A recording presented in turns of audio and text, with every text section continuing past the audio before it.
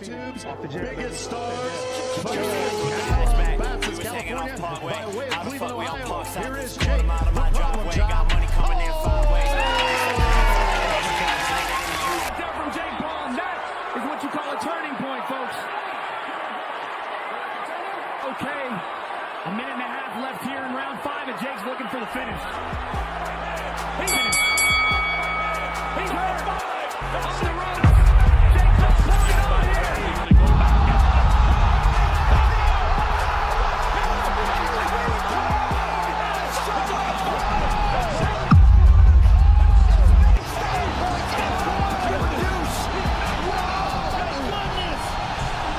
He didn't pay me, he didn't pay me. Where's the lawsuit? If you didn't get paid, where's the lawsuit? So it's a bunch of bullshit. But like I said before, they know what they're doing. Both brothers, Logan as well as Jake, they know what they're doing. So they're doing what they got to do. Mike Tyson, second round knockout. One of the most second round real knockout, not just a fake knockout. And after the first round, I don't think Jake probably gonna try to run, but he can't run for Mike. Mike is serious business. When he go in there for real. He hungry too. Mike is hungry as a mother. Jake Paul has allegedly recruited Floyd Mayweather's help for his upcoming match with boxing legend Mike Tyson. Meanwhile, Shannon Briggs, a former heavyweight champion, looks assured in Mike's abilities to give tough competition to a much younger Jake Paul, based on Mike's tenacious spirit, mental prowess, and experience over the controversial YouTuber turned professional boxer. Shannon stated, "This fight is great for both of them. It might not be a safe fight for him, but he can knock Jake out, and Jake can knock him out. He is a grown man, but he going to get hit by another grown man." Having trained both Jake Paul and his brother Logan Paul, who is also a professional boxer, Shannon thinks that it is quite exceptional how far they have come despite people crucifying them for their controversial past and recent dramas. I used to train both of them. I started them out. I hooked them up with their first trainer. They're doing good, well, man. I'm very happy for them and their success, and they're doing good, man. Think about it. It was just some YouTube kids, and here they went, fought the great Floyd Mayweather and now Mike Tyson, the two biggest guys in the sport. So Shannon weighed on the fact that though people are bound to speculate about the true intentions of Mike by taking such a strenuous fight this late in his career, even after his health has started to deteriorate, however, there seems to be no doubt that this will bring in a lot of profit, which can persuade even a fighter like Mike to come out of retirement. Shannon added, "It's great for Mike, making some money at his age, to be able to make millions of dollars. Have exhibitions, that's what he's supposed to do? Why wouldn't he? If you can do a 100 of them, if they're gonna pay you to do it." Shannon also reflected back to a recent encounter that he had with Mike in the streets of Brownsville, New York, where he had a friendly scrabble with him, stating that during this goofing around, he observed the old Mike come back with all his vigor and brawn, despite being almost 60 and being in out of the ring for more than 2 decades.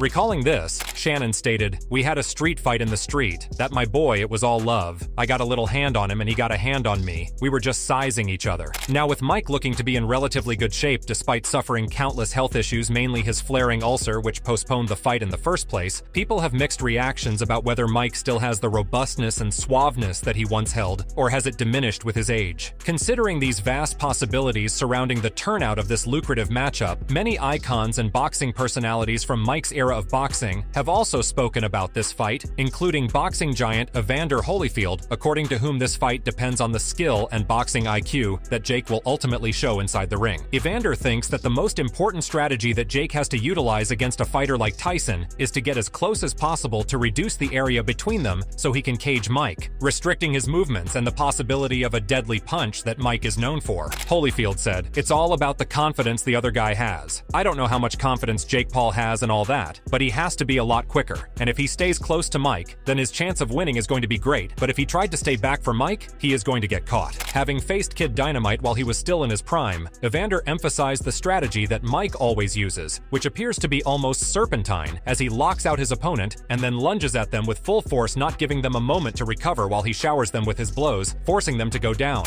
Mike is like a snake. He'll pop out on you. He get there too quick.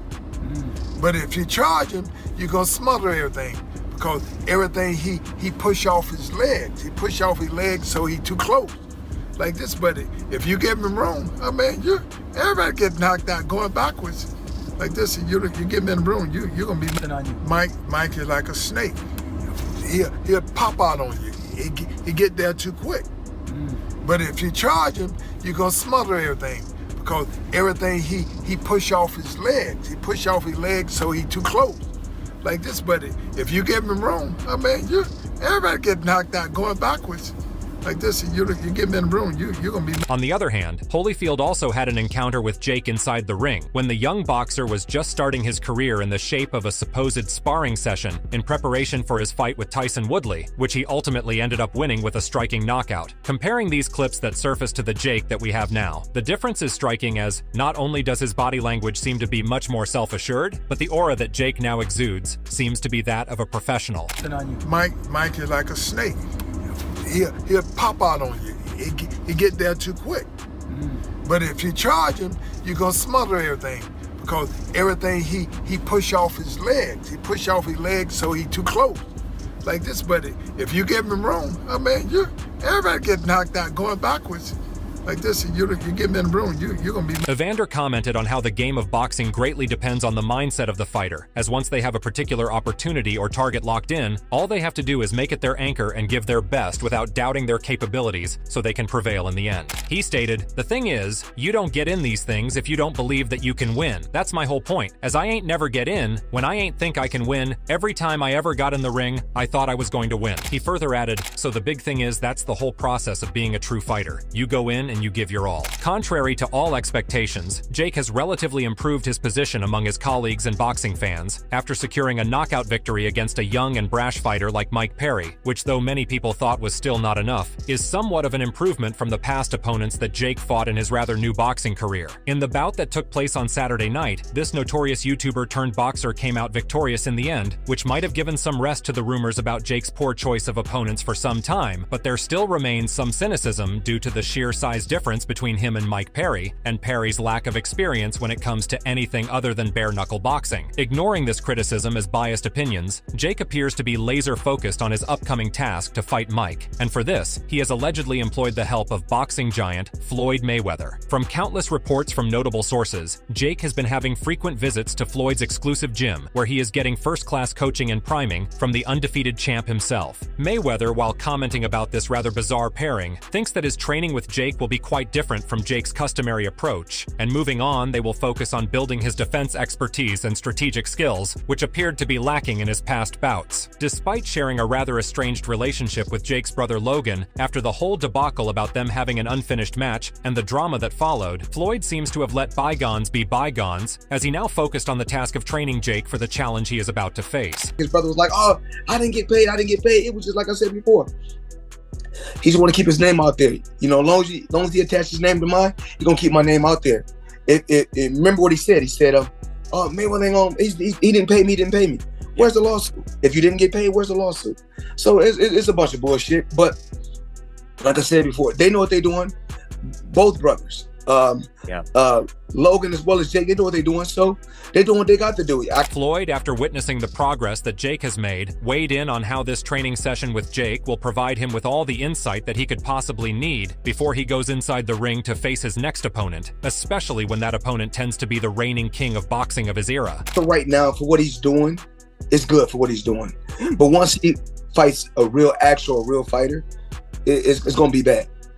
Have you been impressed? But one thing I like about him, one thing I do like about him, he's selling it. He's selling it, and he's making good money, and he's entertaining. I like it. However, this fight still seems to be clouded with a lot of controversies even from within the fighting community, especially when you consider Mike's old age, and the fact that he recently had to be hospitalized due to various health conditions that might become life-threatening if he decides to face Jake on November 15th. Dana White, the CEO of UFC and someone who is known for his blunt takes and zero-tolerance attitude, thinks that it is utterly disgusting and a disgrace to the sport that a fight like this is being continuously perpetuated perpetuated when deep down everyone knows about the long-lasting consequences it can have on Mike, both mentally and physically. Dana stated, "I think that Mike Tyson has a puncher chance against anybody because Mike's 58 years old. I hate doing this because Mike gets mad at me every time I do this, but Mike shouldn't be." Fighting. Not holding back his shots, Dana pointed out the fact that though Jake has had some minor highlights in his diminutive professional career, he is still nowhere near the level that he deludes himself to be, as he is still fighting guys who are either way past their prime, like Mike and Anderson Silva, or he is going after guys who are smaller than him and are relatively new to boxing, with the prime example being that of his most recent bout with Mike Perry. Dana stated, "When Jake fought a guy who was his age and was also considered a boxer and he lost, so if you can keep fighting Raychorks, 50-something-year-olds and making a living out of it, it is wrong." Commenting on the marketability of this fight, Dana thinks that the perception that Jake's team seems to have that this fight will garner more hype because of them is almost hysterical, as the reality is the complete opposite, because though people might be concerned about Mike's health, they cannot wait to see him inside the ring after 19 years of rest, as he finally gives a gratifying end to the buildup that has been going on since the start of this year. He stated, "In reality, Jake needs these guys. Jake needs Tyson, and needs all these other people that he chooses to fight. Everybody's going to tune in to hope that Mike Tyson knocks him out. They're not tuning in because they think Jake Paul's a great fighter and they want to see him compete." Moving on, right after this unanticipated fight was announced, the reaction was anything but positive, with most of the hostility directed at Jake for even agreeing to such a pitiful fight. But as pointed out countless times, this is not new and seems to be a deep-rooted pattern exhibited by Jake, which has gained worldwide scrutiny after Jake's intentions became more crystal clear. This step has resulted in Jake being treated as an outcast by most of the boxing community and hardcore fan base, who have an unshakable respect for not only the support, but the old veterans as well. Being on the same page, even big boxing promoters who usually jump at the opportunity of orchestrating a fight like this have spoken out on the outlandish prospect of a new fighter going against an old legend who has been away from the whole scene.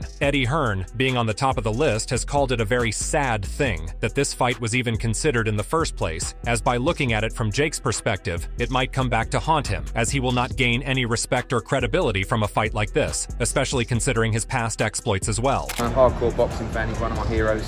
I find it very sad, but it's a big event. I understand people are going to watch it, and it's entertainment, I guess, but for someone that idolised the guy growing up, yeah, not the best day. Do you think Jake Paul gets any credibility if he beats Mike Tyson? He's 58 years old. Eddie, like many others, also shares the same concerns over Mike's health, pushing down on the fact that though Mike or the people around him may have not given this head, it is still a very grave issue, which at the end of the day is not worth any amount of money, because he is going to go out there with the potential threat to his life looming above throughout the match. Eddie also pondered over the fact that even before he retired, the fire that made Mike Tyson a ferocious beast inside the ring had gone out, particularly in his last fights, where he himself admitted that he finally had enough of this lifestyle, so for him to come back 20 years later is not something favorable. For someone of 58 years old to be fighting.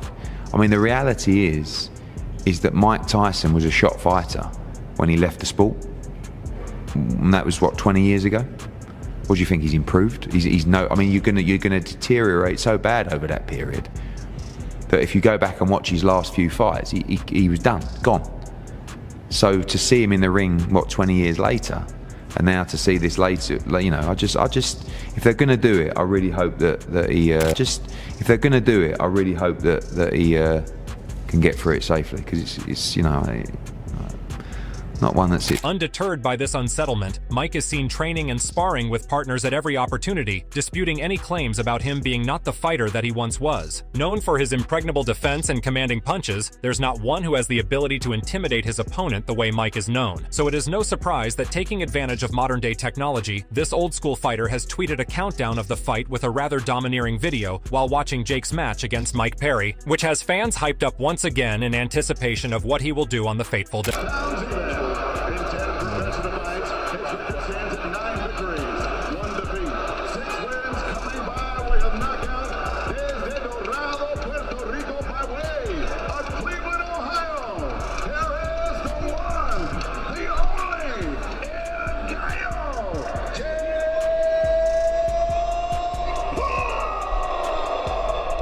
Noticing the reflection of the same old Mike, people have somewhat started to believe that he will be able to hold himself against a rookie fighter like Jake, while depending solely on his vast experience and fighting aptitude, which has proved to be his greatest strength during his prime. Looking at this fight as more of an opportunity for Mike to finally quench his thirst after such a long break, Sam Watson, a notable personality in boxing, believes that this fight will not go long, and Jake will face outright annihilation from Mike's hand in the first couple of rounds, and if by some sheer luck he still manages to last a bit longer, his defeat is imminent, as he has awakened a beast that he can't tame. Sam stated, "Mike Tyson wins in the second round by knockout, and this will be a real knockout, not just a fake knockout. I don't think Jake would have a chance." He further added, "Jake will probably try to run, but he can't run from Mike. Mike is serious business when he goes in there. He goes in there for real, and he is hungry too. Mike is a hungry mother." Irrespective of being the younger fighter, it appears as if the problem child might not have such an easy time against Mike, as he concludes it to be, because no matter the odds, Mike is still a once-in-a-lifetime legend whose strength comes from his soul, and if he is able to muster even a speck of his old intensity, the wins will be in his favor no matter what Jake tries to throw his way. Confident about Mike's abilities, Fernando Vargas, a legendary fighter on his own, also pays homage to Mike, stating that he is not going to shy away from this challenge, as it's not in his nature. So this consistent appeal towards Mike to give up will only result in him being more driven than before to go inside the ring on the decisive day of his match with Jake Paul. Fernando stated, "Mike got a one-hitter-quitter power forever till he passes away, and so at the end of the day, I don't think that Jake Paul's ever been hit with anything with that type of power." He added, "I think that Mike still gots it, and at the end of the day, I think that Mike is still relevant when it comes to him putting on the show." So in the end, what do you guys think about this upcoming match and Jake's decision to team up with a former champion like Floyd? Will it aid him in his quest for greatness, or is Mike just too far off from his reach? Or is it Mike who will be the one facing the consequences of this fight for the days to come? Make sure to tell us about your thoughts in the comments below, and if you like this video, make sure to like and subscribe to our channel.